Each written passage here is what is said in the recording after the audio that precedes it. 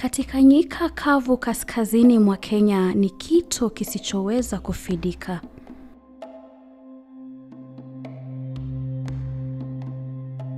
First time that I saw Lake Turkana, I just saw out of this hot desert, this glistening blue, literally an ocean in the desert. That lake is the largest desert lake in the world. It's this huge expanse of water, nearly 260 kilometers long, 30 kilometers wide, an average of 30 meters deep. There's a lot of water there. It's a source of drinking water. It also supports the fisheries, tourism. We also regard it as a laboratory for research. Lakini hivi sasa ziwa hili lipo hatarini kubwa. The Ethiopian government's been embarking on these incredibly ambitious development schemes, quite often funded by international donors. In 2011, then Prime Minister Meles Zenawi announced a massive transformation of the Omo Valley. It was going to become this industrial powerhouse. So he proposed a cascade of dams, some of Africa's largest dams, and at the time 200,000 hectares of sugar plantations irrigated by waters from the Omo River. 90% of the water in Lake Turkana comes from the Omo River. So if the Omo River ceases to be a major source of input for Lake Turkana, the potential is that Lake Turkana could dry up. Nchi ya Kenya itakuwa mteja mkuu wa umeme wa nguvu za maji unaozalishwa na jibwawa jipya zaidi, Gibe 3, ambalo limekwisha kujengwa na linaloendelea kujaa maji. Iwapo miradi hii itaendelea bila ya kuzuiliwa, wanasayansi wanasema kwamba ziwa Turkana litapungua kwa kilomita 80 kwa urefu na mita 44 kwa kina, na kunyauka na kusalia kuwa vidimbwi viwili vidogo. It's often quite surprising to us how little is known about these issues that is going to destroy the livelihoods of 300,000 Kenyans.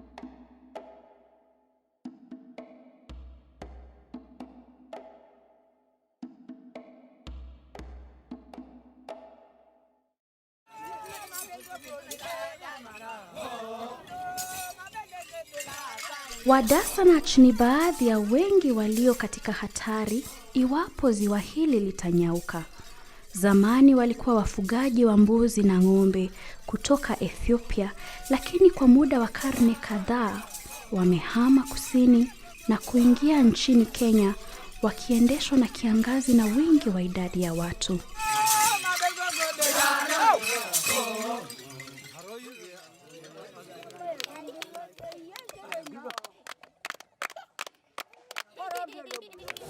Tuko na watoto wengi.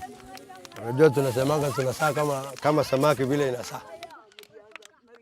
Huyu ni Mike, mvuvi mdasanach kutoka Selicho, anayewalisha watoto 12 na wake 3 kwa vuo lake.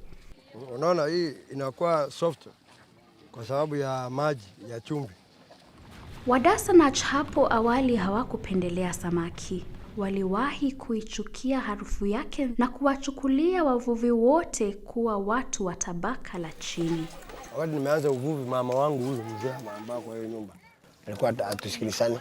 Nasema mimi ninanuka samaki na ninakula kitu ambao ni kinyume ya dasanach. Viangazi vya kila mara, wingi wa idadi ya watu na uhaba wa ardhi ina maana ya kuwa ufugaji kwa kiasi kikubwa sio riziki ya kutegemewa. Mifugo niko nayo lakini sina interest naye kabisa. Wale wafugaji asubuhi anaenda anafuata mali yake anachunga. Ya usiku mtu anaenda bahari wanafua. Hata wameona ng'ombe na mbuzi sio muhimu. Samaki ndio muhimu.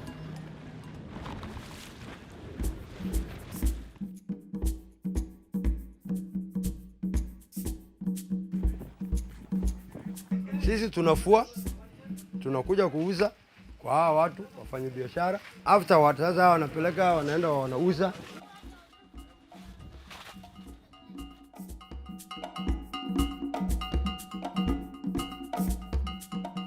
Mtu akuja kuuza samaki, akipata pesa, anakuja ananunua nyama. Hii ni 250, hii ni 250, hii ni 400. 400. Mama yangu ambaye alikuwa ananipiga wakati huo, yeye ndio saa hii bila tukikula samaki siku mbili, hawa akina mama wanawake wangu watakuwa kwa shida. Mpaka waende watafuta samaki mahali huko. Katika jamii hizi anzilishi na za mpakani, watu wengi hawana namna ya kupata habari kwenye runinga au hata magazeti, na viwango vya uwezo wa kusoma na kuandika ni kati ya vilivyo chini zaidi nchini Kenya. Maisha ya habari inaendelea kuwa ngumu na hatujui sababu ni nini. Hata sasa tukienda around hawana habari kabisa.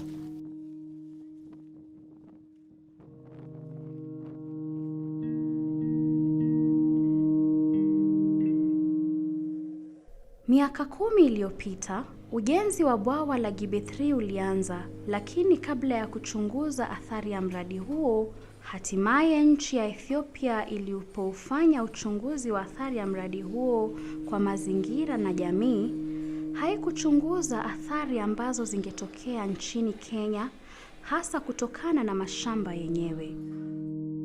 Meneja wa shirika la mamlaka ya ulinzi wa mazingira ya Ethiopia alisema kwamba ukosoaji wa ujenzi wa bwawa hilo ulikuwa kwa misingi ya kukosa maarifa tu. Shirika la nguvu za umeme la Ethiopia lilipiga hatua na kufanya mkataba na kampuni ya Italia Salin Construttori kulijenga bwawa hilo. Wahamasishaji nchini wamekuwa wakishawishi bwawa la Gibe 3 lisijengwe tangu mwaka wa 2009. Friends of Lake Turkana, shirika lisilo la kiserikali, hata liliwahi kushinda kesi kortini dhidi ya shirika la serikali ya Kenya la usambazishaji umeme KETRACO, lililoamrishwa kuweka wazi kwa umma makubaliano yake na Ethiopia na kufanya makadirio huru ya athari kwa mazingira. Hamna kati ya hati hizi zilizotolewa hadi leo. In 2009, the African Development Bank commissioned me to carry out a hydrological study of the lake, and they were aware that actually none of the studies that had been done to date had even considered Kenya. Kabla ya uchunguzi kukamilika, hata hivyo, Benki ya Uchina ya viwanda na biashara iliingilia kati na kuugharamia mradi huo tatanishi. Gibe 3, it doesn't consume water. What it does is it captures the water, it stores it, and then it releases it in a controlled fashion. It became very obvious that the Gibe 3 dam would impound the water that's flowing down the river to fill its reservoir. If you take that water out of the system, the lake must fall. So my study showed that the lake would fall 2 meters as a consequence of just the filling of the Gibe 3 reservoir.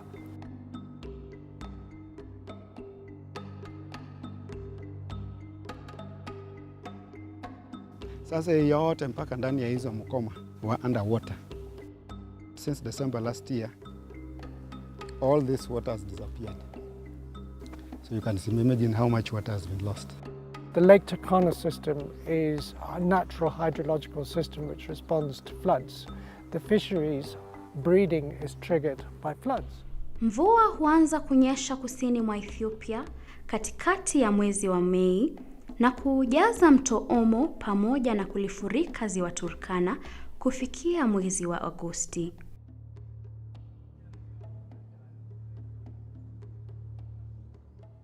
During the filling period of last year, it had been planned to release an artificial flood to compensate for the lack of the natural floods that would occur. That did not happen. It wasn't released.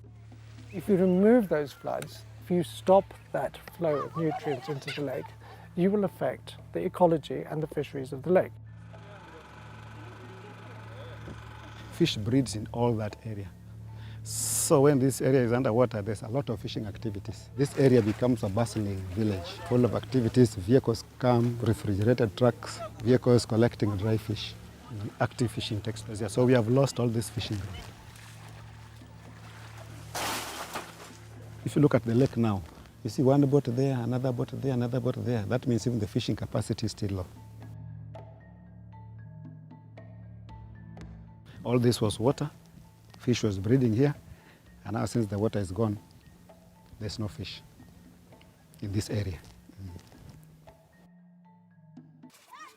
We know from past studies and studies in other African lakes that a fall in lake level is always associated with a decline in fisheries. So there will have been impacts already.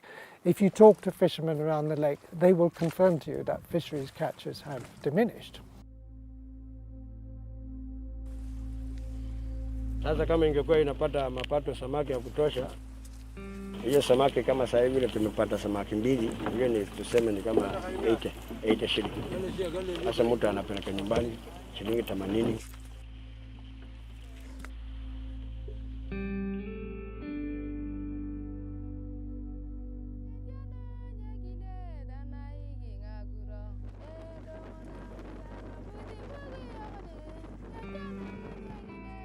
Laki-laki ya, lur kemeja ni ka.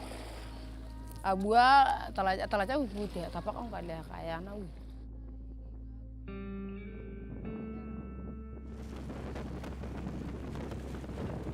Kama wakati wa kwanza samaki ilikuwa mingi.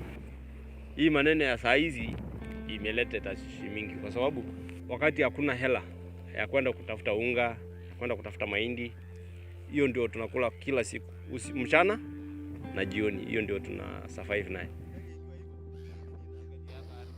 Iwe cha kwa ne pertero bule. Yo kwa na rapundera, mo jana rapun anyuni yo kana ke tupuata.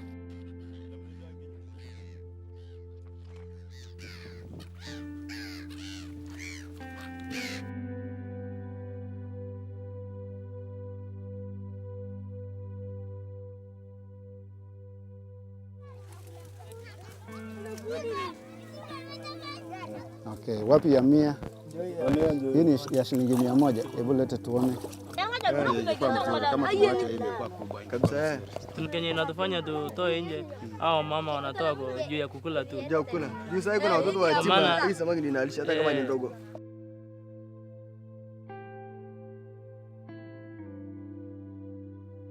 Haya, 1, 2, 3. The fisheries of Lake Turkana is currently underexploited. In market centers, there's always areas reserved for Lake Turkana fish. Many Kenyans know Lake Turkana fish has got a unique taste. Especially for sun-dried fish, people wait for it on market day from Lake Turkana so that they can buy and sell. It's known all over. The non-salted type has ready market within Kenya. Kitale, Kisumu, Malaba. So the salted ones has a ready market at the Democratic Republic of Congo.